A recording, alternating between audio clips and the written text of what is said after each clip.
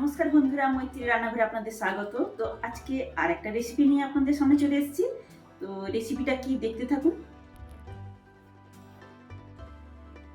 আজকে আমি আপনাদের সামনে বানিয়ে দেখাবো চিলি চিকেন। তো বাড়িতে অনেকবারই বানাই, তো চ্যানেলে কোনোদিন শেয়ার করা হয়নি। আজকে ভাবলাম না শেয়ার করে নিই আপনাদের সঙ্গে কিভাবে আমি বানাই। তো চিকেন এখানে নিয়ে নিয়েছি 500 গ্রাম।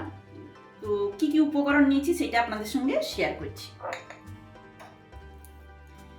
এখানে ক্যাপসিকাম কেটে নিয়েছি, একটা বড় সাইজের ক্যাপসিকাম কেটে নিয়েছি এইভাবে। তো পেঁয়াজ 4টা বড় সাইজের কেটে নিয়েছি এইভাবে। আর নিয়েছি, তো এখানে নিয়েছি 1 কাপ পরিমাণে টমেটো সস, এখানে 1/2 কাপ পরিমাণে চিলি সস নিয়েছি, আর এখানে 1 টেবিল চামচ নিয়েছি সয়া সস। একটা বড় সাইজের পেঁয়াজ এইভাবে পেস্ট করে নিয়েছি। এখানে নিয়েছি গোলমরিচের গুঁড়ো, আদা 1 ইঞ্চি এইভাবে কুচি করে নিয়েছি, কাঁচা লঙ্কা 4টা কুচি করে নিয়েছি, আদা 1 ইঞ্চি পেস্ট করে নিয়েছি। তারপর এখানে রসুন একটা মাঝারি সাইজের রসুন কুচি করে নিয়েছি, আর এখানে লঙ্কার গুঁড়ো নিয়েছি, লবণ নিয়েছি, 2টো ডিম লাগবে, তো 2টো ডিম নিয়েছি। আর এখানে কি নিয়েছি বলুন তো, গোলমরিচের গুঁড়ো নিয়েছি 1/2 চামচ, আর কর্নফ্লাওয়ার আছে, সাদা তেল আছে, আর এটা আছে ভিনিগার। তো প্রথমে আমি চিকেনটাকে ম্যারিনেট করে নেব। তো ম্যারিনেট করার জন্য চিকেনটাকে প্রথম ম্যারিনেট করার জন্য আমি দিয়ে দেব, এই যে দেখুন এই ক্যাপটার 2 ক্যাপ ভিনিগার দিয়ে দেব, পরিমাণ মতো লবণ,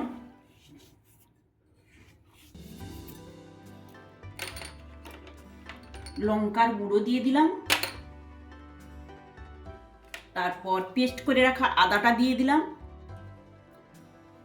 রসুনের পেস্ট, এখানে রসুনের পেস্টটা এক সাইডে ছিল দেখাতে ভুলে গেছিলাম, তো এখন রসুনের পেস্টটা দিয়ে দিচ্ছি 1 টেবিল চামচ। এবার দিয়ে দেব গোলমরিচের গুঁড়ো, পেঁয়াজের পেস্টটা দিয়ে দিচ্ছি। এবার আমি ম্যারিনেট করে নেব, উল্টে পাল্টে সমস্ত উপকরণ চিকেনটার সঙ্গে ম্যারিনেট করে নেব। তো সমস্ত উপকরণ আমার মেশানো হয়ে গেছে। এই সময় আমি কি করব বলুন তো, কর্নফ্লাওয়ারটাও দিয়ে দেব যতটা পরিমাণ লাগবে।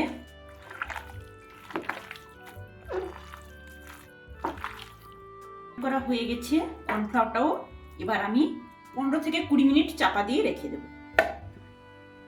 15 মিনিট পর ফিরে এলাম। এই যে দেখুন চিকেন থেকে জলটা বেরিয়েছে। তো এই সময় আমি কি করব বলুন তো, ডিম 2টো ফাটিয়ে দিয়ে দেব।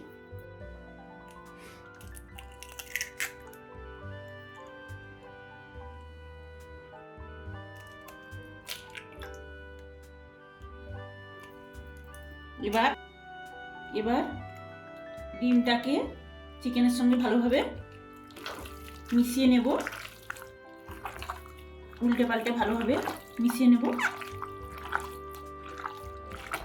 কড়াই বসিয়ে দিয়েছি, এবার কড়াইতে আঁচও জ্বালিয়ে দিয়েছি। পকোড়াগুলো এবার ভাজবো, চিকেনগুলো পকোড়ার মতো করে ভাজবো, এই জন্য সাদা তেল দিয়ে দিচ্ছি কড়াইতে। তো কড়াইতে তেল গরম হয়ে গেছে, এবার একে একে আমি চিকেনগুলো ভেজে নেব পকোড়ার মতো করে।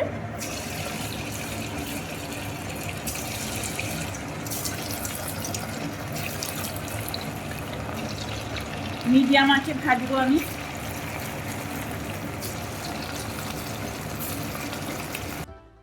এই যে দেখুন উল্টে নেব এরকম করে, লাল লাল করে, আর এক পিঠও এরভাবে ভেজে নেব। মিডিয়াম আঁচেই ভাজবো আমি পকোড়াগুলো।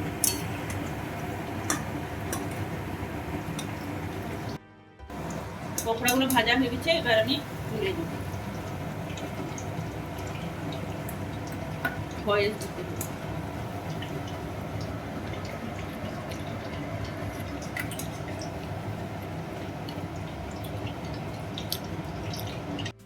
পকোড়া ভাজা তেলের মধ্যে আমি সমস্ত পকোড়া তো আমার ভাজা হয়ে গেছে, ভাজা হয়ে গেছে, এটা দেখুন। ওই পকোড়া ভাজা তেলের মধ্যে আমি, তেলটা তো গরমই আছে, তো রসুন কুচি দিয়ে দিচ্ছি।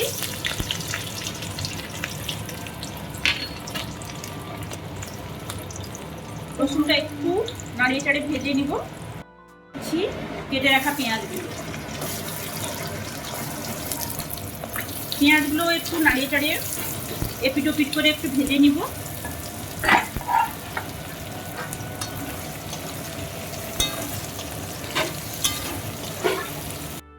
এখন আঁচটা আমি ফুলই রাখবো, ফুল আঁচেই রান্নাটা করব। নাড়িয়ে চাড়িয়ে 2 মিনিট ভেজে নিলাম। এবার দিয়ে দিচ্ছি ক্যাপসিকাম কেটে রাখা। এটাও 2-3 মিনিট নাড়িয়ে চাড়িয়ে একটু ভেজে নেব।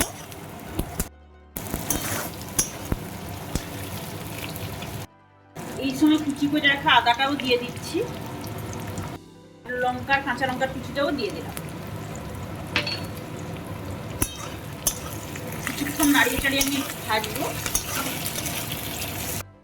এইবার একে একে সমস্ত সসগুলো দিয়ে দেব। এই যে প্রথমে টমেটো সসটা দিয়ে দিলাম, এবার চিলি সসটা দিয়ে দেব, আর সয়া সসটাও দিয়ে দেব। দিয়ে আমি নাড়িয়ে চাড়িয়ে পরিমাণ মতো জল দিয়ে দেব। দেখতে থাকুন কিভাবে করছি।